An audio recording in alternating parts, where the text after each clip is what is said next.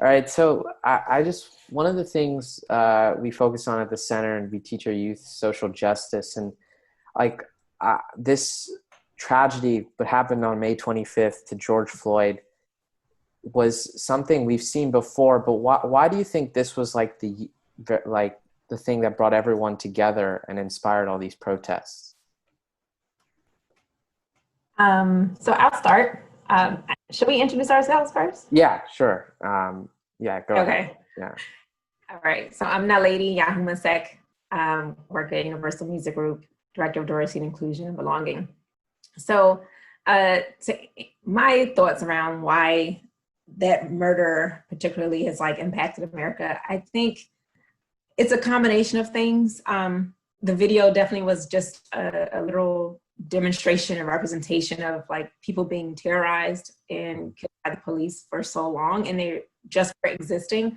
I think watching the full escalation and seeing that there wasn't a knee-jerk reaction to see, for 8 minutes and 46 seconds that it was a casual instance for the cop, yet it was clearly something that was life-threatening and then ultimately taking someone's life. I don't think we've seen it from that angle. I also think it was a storm of what was going on in the world, because we had just heard about the runner being killed, Ahmaud Arbery, and then the Central Park incident with Amy Cooper was the weekend before. And I just think it was a combination of a lot happening in the world, people feeling a little helpless, and then seeing this incident and thinking, you know what, I'm not helpless, what can we do? This is absurd, and we haven't seen it from that angle before. I would say like broadly, incidents have happened. They always have happened. Now more often they're on camera, but even on camera they've happened, and it was nothing like this reaction from the world. So I don't know. It's Yeah. Yeah. No, yeah, I definitely agree with that. Anything to add, Travis? Or? Yeah, so Travis Robinson, diversity and inclusion advocate, and I'm currently head of diversity and inclusion at Universal Music Group. I echo everything Naledi had to say. I would also add that where we are as a country and sort of globally being at home, I think the perfect storm of necessarily a perfect storm, but the aspect of coronavirus and where everyone's attention is drawn into social media. I think the shelf life or the aspect of folks' attention was there to absorb. Anywhere you would look, you were exposed to all of these stories in real time, in this moment. You saw the videos, and that is the part where, if it wasn't during this time and where everyone is sort of sheltering in place or sheltering at home or predominantly in the house or via their phone, some shape or form, I think it would not have got as much attention, unfortunately, from a mainstream media standpoint. However, it was the one thing that everyone across the globe was experiencing. And even though it was, and within the United States and the Midwest, it had impacts and ripple effects across the globe quite fast, within hours. The next day I had a call with the UK. It was something that was, a couple of days later, it sparked into Sweden and Australia and Paris, and folks were experiencing it where they were hurting from it. And I think that drew a lot of, that could have been me, no matter the, yes, there's some systemic issues as it relates to the, racism and hate and bigotry. However, anyone could have seen themselves in that situation. And that was something that really, it clicked with people. Yeah, I think definitely like everyone was able to see it all over social media. Before we go to the next question, I'm Ashil Srivastava, and I'm a youth board member at the Pico Youth and Family Center at Santa Monica. So, okay. So I wanted to also talk about Black Lives Matter. It's, it's a movement we've known about for a few years. And I think it's super important to this type of, you see all these protests and they're very important. But there are a lot of people who still out there won't acknowledge the issue. They'll, the all lives matter and all that. What is the importance of Black Lives Matter in issues like this? Why are they so relevant and vital to inspiring change? So I'll give a short answer. So I'm sure Travis has something too. But nope, you got it. I mean, I just, as far as the question of why Black Lives Matter is important, it's because Black lives are the ones at higher risk for being terrorized and killed simply for existing. And I think when you fight for Black lives, you are inherently fighting for all of us. If Black lives matter, then you're clearly demonstrating also other people matter. But I think that people get confused and try to sort of convolute the message. And what it's really saying is people need help, people need support, people need funding, people need programs. And if we can funnel that through one source, a lot of times we're trying to figure out which organization should we support, whatever. Black Lives Matter sort of emerged after the killing of Trayvon Martin. And so as far as an organization. And so what they wanted to say was that we are fighting, we're not being heard. It was a grassroots organization, so people can get involved no matter where you are. And yeah, it became sort of a slogan that became really popular, but really what it meant was we really are fighting for our lives and we need other people to see the value as well. Yeah. Travis? I don't have anything additional. I think, one of the things I just want to underscore that Naledi did say was, for all lives to matter, you have to have the ability to see that Black Lives Matter, right? So when folks say, I don't see color, that's completely wiping out a complete identity. It is important for people to be seen for who they are, every aspect of themselves, and if that's the skin, the color of their skin, or if it's that the way that they were raised, or their faith or their belief set, every aspect of who someone is should be seen. And that's the voice, and that's the call of action, is that we want to be seen and we want to be heard. I can't speak on behalf of Black Lives Matter, but for me, that's how I interpret the message, is like, my life matters. I want you to see me for who I am and the beauty behind that. First, that needs to happen in humanity before we get to a place where we're looking at everyone. First, you need to see me for who I am. And that's the call to action, is for people to value, for people to respect and have equity, meaning the same level of worth and value and respect and acknowledgement as anybody else. But right now, what we're seeing in sort of systemic issues across the US and across the globe is that, unfortunately, Black lives haven't been at that same level of importance or value or worth in the eyes of other people or society or culture. And so that is the call to action, is that folks want to be seen, specifically Black and brown people want to be seen for who they are and the things that make them who they are. And that is, an aspect of the color of their skin. I want to be seen for who I am, not to change any aspect of who I am. It starts there. That is the baseline. That is the foundational aspect of humanity, is to see me for who I am. And that's their call. That's how I interpret it. And that's why it's right. And that's why Black Lives Matter. Yeah. And I think it's important to point out that, when people say Black Lives Matter, they're not trying to discount any other group. They're just trying to point out that we need our lives to matter just as much as everyone else's. They're not trying to diminish another group's, rights or whatever lives. So it's not, people treat it as, oh, well, if you say Black Lives Matter, then what about, white lives or Asian lives? But that is not the point. The point is, the Black lives are not valued on the level as everyone else's lives. So that's just something I wanted to point out. And then We see a lot of protests. I mean, in Santa Monica, Los Angeles, all around the world. I mean, it's pretty amazing how many people have protested.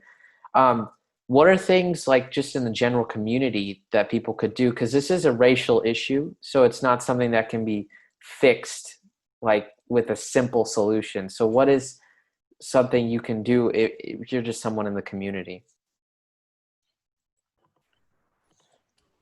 I think there's a lot people can do. There's different ways that people can support this fight.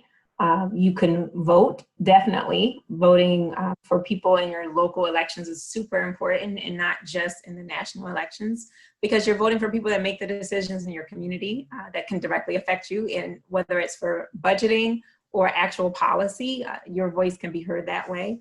There are opportunities to volunteer as well as donate to organizations. There are all types of organizations out there, whether they're the type that have bail funds to support people who are protesting, or just people who can't afford their bail. That's a whole nother issue with the prison system. Yeah. There are civil liberties organizations, some that do research around different things, education, there are program orgs. Like, there's so many facets of the community movement that is needed right now. And I think volunteering and donating for sure would help with that. Then people can do work on themselves, working on ourselves, our own habits, our own beliefs. You can go to a protest or a demonstration if you like, but also you could educate yourself and your neighbors. Like, there's so many ways that you can help move this forward, and move forward with positivity, but also personal growth. And lastly, I think it does help when you're posting on social media, because you can bring attention to some injustices that are happening that people may not know of before, and also highlight other things and bring more public awareness and support around specific issues that together you can rally behind to make change. Right. Yeah, I've seen a lot of social media posts, very helpful and insightful. And they, like, even after a month after, you know, it happened, it's still going strong with all the social media. So anything to say, Travis?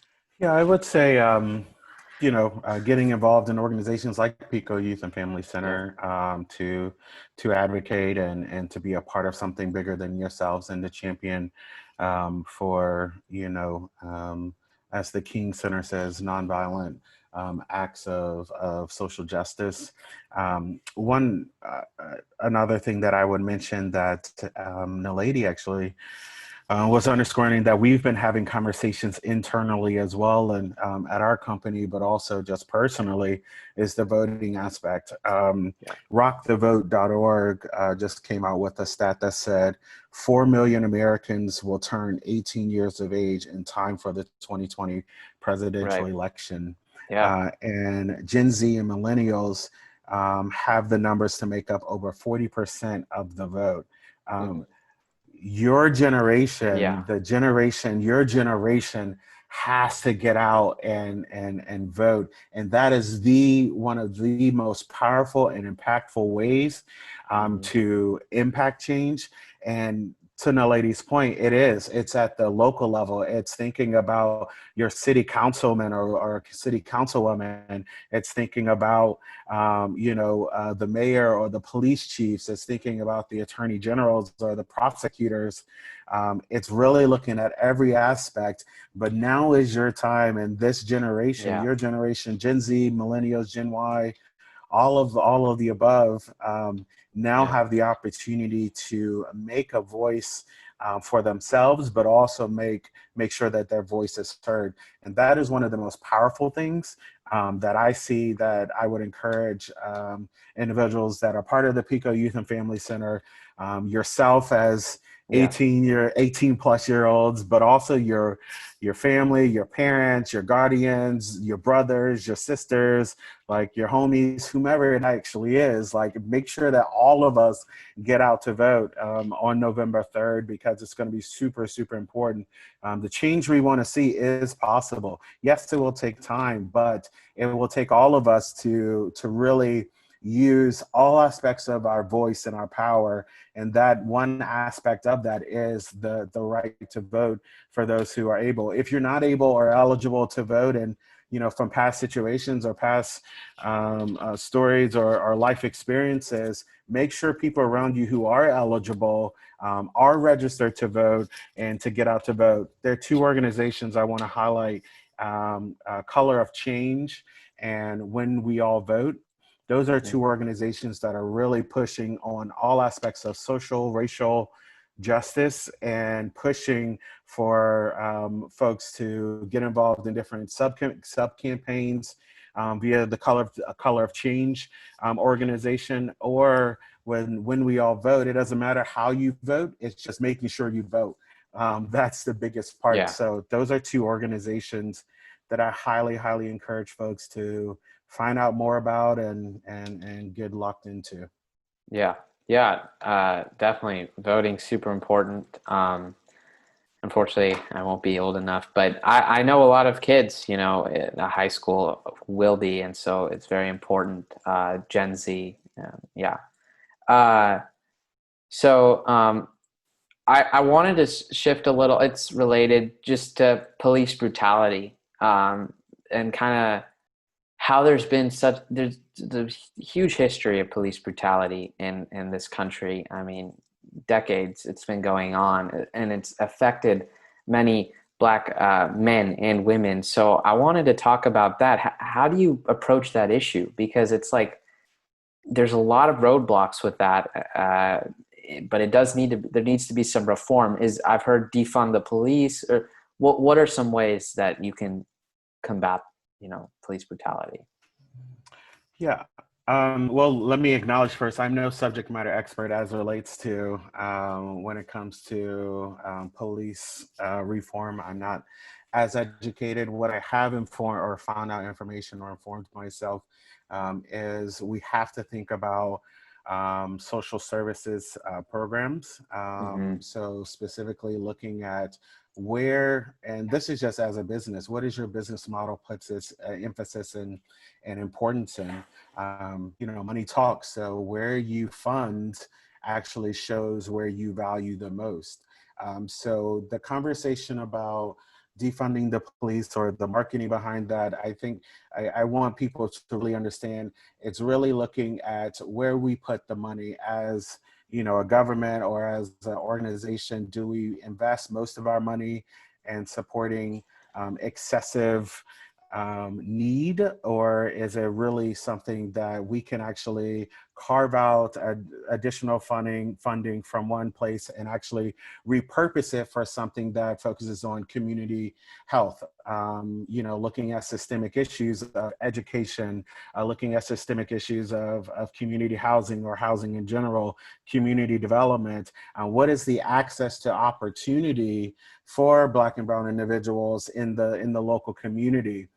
Instead of spending, X amount of money on, flashy, nice things to have, why not leverage the ability to set our community and our members up for our young people, those that are the most at risk, thinking about healthcare, thinking about ways that we can improve the quality of life, and looking at culture and lifestyle to improve that and really refocus our attention on those aspects of community development and public safety versus sort of investing in sort of militant use.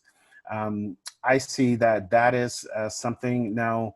There's some legislative bills going out as it relates to training and education for police officers and those in law enforcement. I think the reality, and one thing we have to realize, is not every individual in law enforcement is bad. There are definitely some really good individuals. We do need to have a sense of accountability as a community and also as a country to establish some key changes in how training and development happens for our law enforcement individuals, but also ways that they can, reinvest in public safety in a different way. So thinking about for a mental health for a mental health awareness call or a concern related to mental health, you don't want to call me, you want to call, a clinical social worker or a clinical psychiatrist or someone that's actually trained and educated and informed and know how to handle these situations, because that's what they focus their life on or their career on. You don't need a social justice advocate to tell you what to do. You need someone that's actually trained. So some simple concepts, I'm simplifying it, but those are, for someone who, is just a citizen of the world. That's kind of how I see the opportunity and things that need to shift and change. Yeah, having someone else, like more responders, instead of just having the police come, someone who can help mediate the situation. Anything to add, Naledi? Yeah, Travis touched on a lot of great points. I would also just to sort of reiterate that is absolutely the conversation about reallocating funds. It I think needs to be funded, but definitely the dollar amount tied to it shows the value. And so if we're talking about like social services or what areas of community are people negatively impacted by, and we're like, let's defund the police, what they're really saying is we need to put funds behind the programs that would potentially prevent crimes from happening anyway. So if there's out there for young people, community rec centers not closed down, or parks and stuff not closed down, or something that you're providing skills to, but also a place to go. Sometimes there's nowhere to go, and then the money goes to the police because the young people are outside. Like there's so many sort of systemic things behind the current system. And so when we talk about the police, they're a part of a bigger systemic racism system. And so you want to provide different funding for it. You want to provide different training for different officers. And yes, everyone isn't the same, but I think across the board, we can use an overhaul and of what's happening. Everyone should maybe do their own unconscious bias training for police. Just a lot of sort of information and research that's come out that if we really take a look at it, there can be a complete overhaul. And if you start with funding, then you'll figure out where the rest of it should go.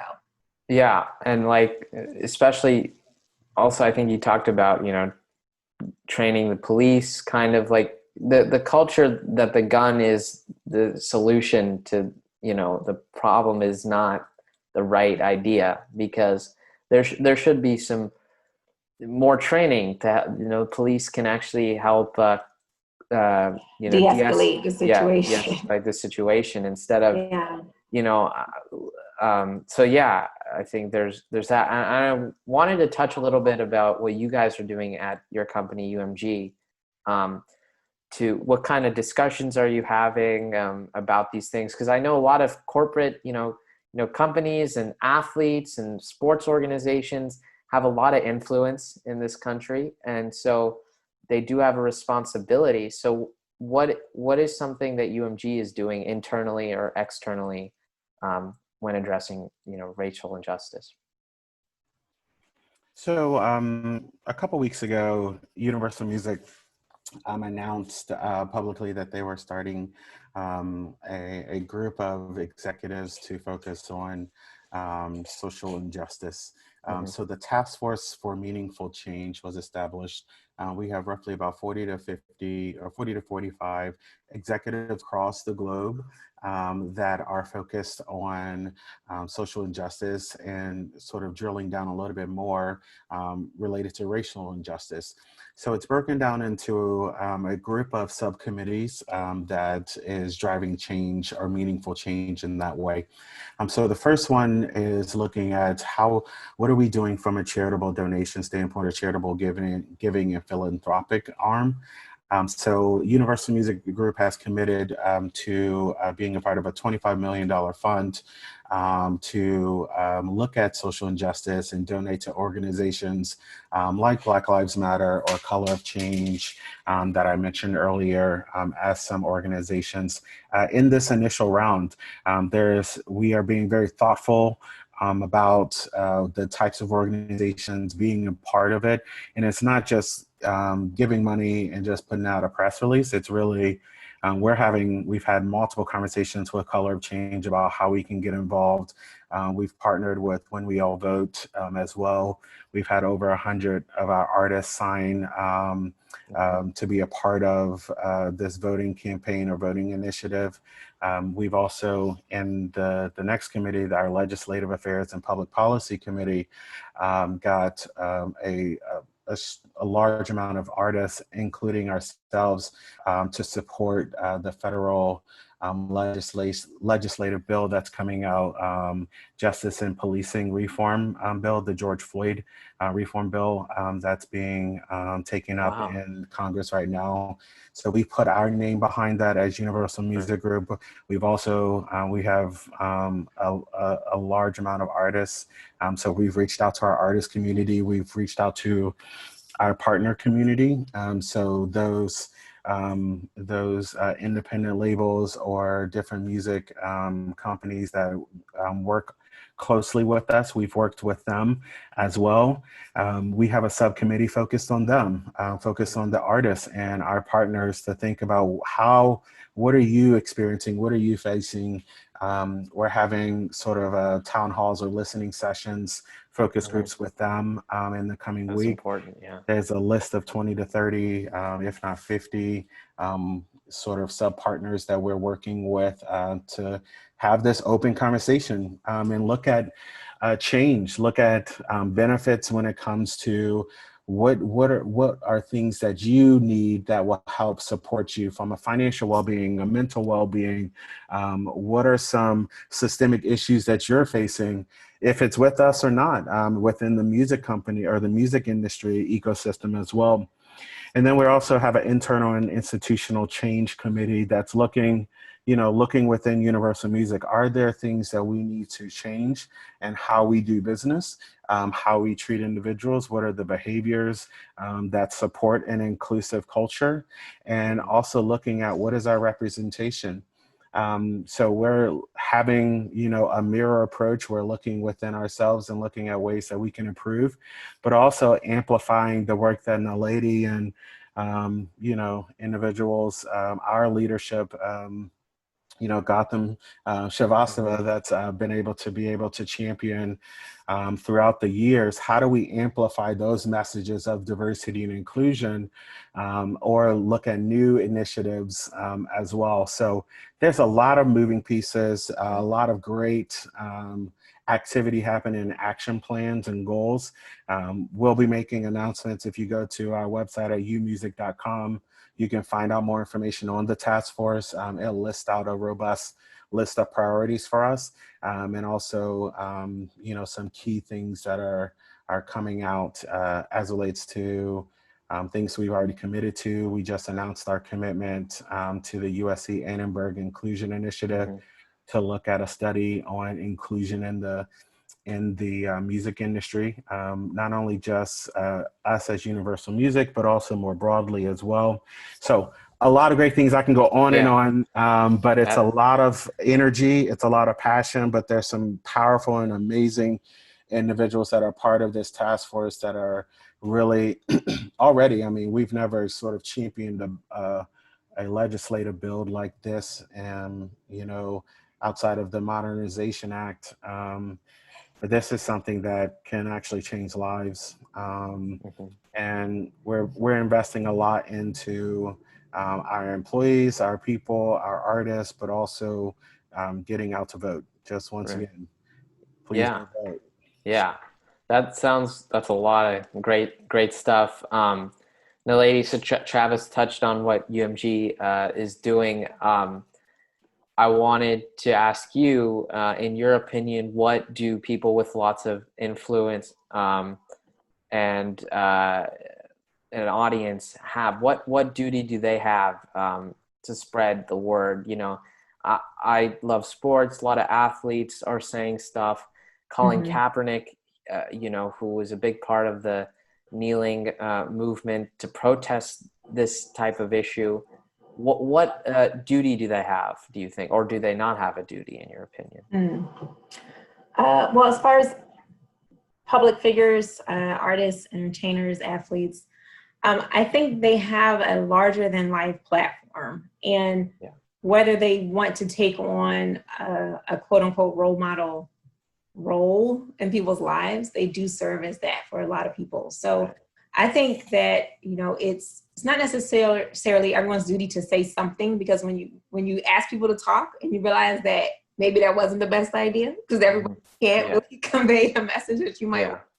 I think it's a matter of figuring out what works for them. There are individual ways that people can use their platform or their voice or their influence or their money. And I think for celebrities and athletes who do decide to take a stand to fight social justice, that's fine. That's what they believe in. And I think that a lot of young people look up to them for that leadership to say it's okay to stand up for something that's not right.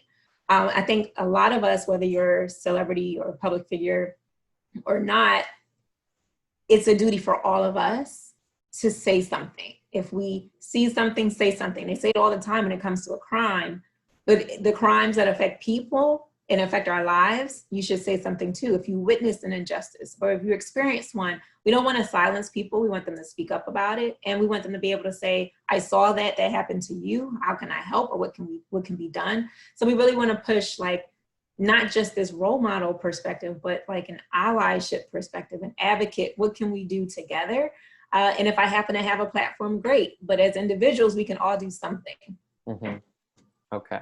Yeah, I definitely agree with that.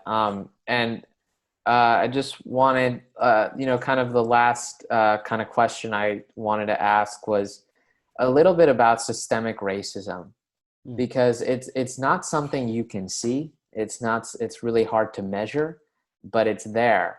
And what is the best way to describe it, and how important is it, and how does it negatively affect people of color? So, I mean, systemic racism is, essentially institutional racism. It's embedded. It's an embedded practice within society or organization. They can lead to issues of discrimination in criminal justice, employment, housing, like Travis mentioned earlier, healthcare, political power. It disproportionately affects people of color because there are systems that are put in place that you can't see. So, for example, when we talk about housing, for years and years, there was this system or policy around redlining so that Black and brown people wouldn't get approved for loans in certain areas because they were deemed risky areas. And so a lot of people weren't able to own, but as a homeowner, that's a privilege that so many other people could experience. So then you have people who can't own. So then there's different sort of privileges that you get when you're a homeowner, different advantages you get. And that's just one way that if you're not able to own your home, you can't have the same sort of say and influence and stability for your family as other people. And then that kind of trickles down into other areas of your life. And so whether that means that you are, you don't have a say in a homeowners association, you don't have a say in policies around your community. Everyone knows that when you, and I don't want to say everyone, but for those who don't know, your neighborhood and where you pay your taxes and all those things affect the school district. They affect the type of education you might get in the public school system. So everything is like a slight link attachment away, from something else. And so if you're talking about not getting affordable housing and then you're in this area where you don't have affordable housing, you may not also have access to the best school district or the school system. And then if you're not in that area, you may not have the resources that have the rec center. So there's so many different systems connected that generally affect Black and brown people more than anybody else. There's an issue around class in our country, no matter what color you are, but it gets even heightened and more serious and more intense when it comes to your color of your skin as well. And that's sort of this institutional aspect of racism. Right. For the sake of time here, is there any, closing remarks you guys would like to touch on, any points, just, before we sign off? Yeah, I would, we had a call with the Martin Luther King Jr. Center, the King Center, earlier or last week, and looking at ways that we can collaborate or partner potentially. But, we left our conversation and one of the folks there said, stay encouraged and stay hopeful. I know it's tough right now, and you're a lot of us are facing trauma, grief, pain, uncertainty, and sometimes potentially being scared for your life. I get it. I've experienced all aspects of those emotions recently as well. And it's tough to process. It's tough to be able to better understand, like, who's for me, who's against me, why is it this way? But stay encouraged, because you have the opportunity, you have the opportunity to impact change in a way that, for what I understand, that hasn't been seen in so many generations.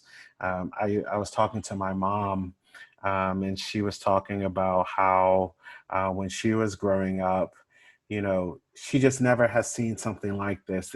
It has a different like beat to the atmosphere, a different vibe to the atmosphere. There's something different in the atmosphere. So know that your voice can be heard, and know that you can actually make the change. The things that we talked about, those are just one step. Definitely do your own education and try your best to get involved in some of those organizations, or sign a petition to for the arrest of the murderers for Breonna Taylor. That's one thing that still is going on. There's many cases of that. Signing petitions, making your voice heard at your local officials. So stay encouraged that you can impact change, and we can see a brighter tomorrow. And it's not just talking points. It's not just words in the air. It's something I have to just get up and show up and believe. And it's going to take folks like you, the new generation, the youth of this world, to be able to see it come to fruition. So I would just encourage you to rise up and meet this moment, because we need you. And for the individuals that aren't even born yet, the chance for them to see an equitable place where they're, no matter the color of their skin, they have the same chances, the same level of opportunity as anyone else. Right. So just wanted to leave you with that. And I'll get out my pulpit and stop preaching, but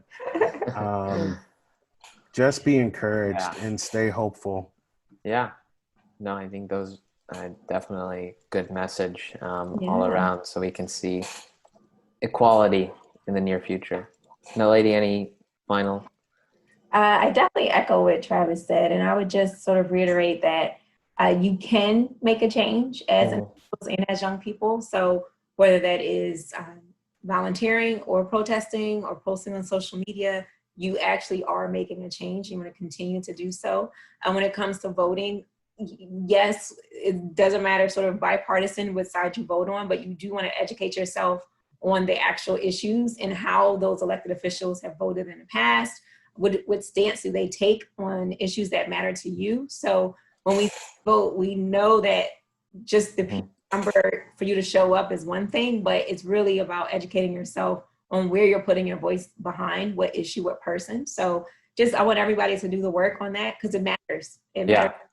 It does. All right. Thank you. Well, thank you guys. It's been a really good conversation, and very,